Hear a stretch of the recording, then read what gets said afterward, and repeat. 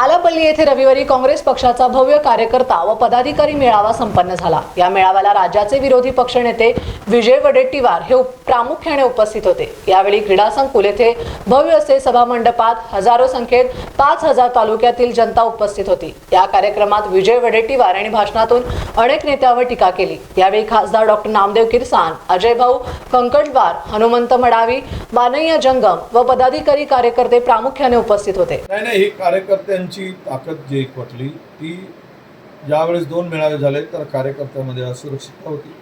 कार्यकर्त्यांना वाटत होतं की आम्ही लोकसभेमध्ये सगळे विरोधात असताना काँग्रेसच्या कार्यकर्त्यांनी मिळून ताकद लावली आणि यश मिळालं।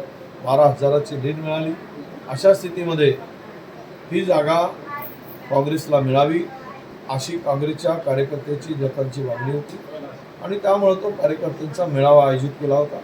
त्या मेळाव्यामध्ये दोनही पक्षांनी घेतलेली जी मेळावे होते त्याच्यापेक्षा 2 पटपेक्षा अधिक लोक आणि पदाधिकारी काँग्रेस कार्यकर्ते उपस्थित होते। याचाच अर्थ ऐरीमधले जर जागा महाविकास आघाडीला हवी असल्यास ही जागा काँग्रेसने लढवल्यासच विजय मिळू शकतो, नाहीतर ते दोनही वडील आणि मुलीमध्ये हे लावून त्यांच्यामध्ये जर आई झाली तर धर्माराव बाबा आत्राम हे सहज निवडून येतील अशी शक्यता कार्यकर्त्यांनी वर्तवली।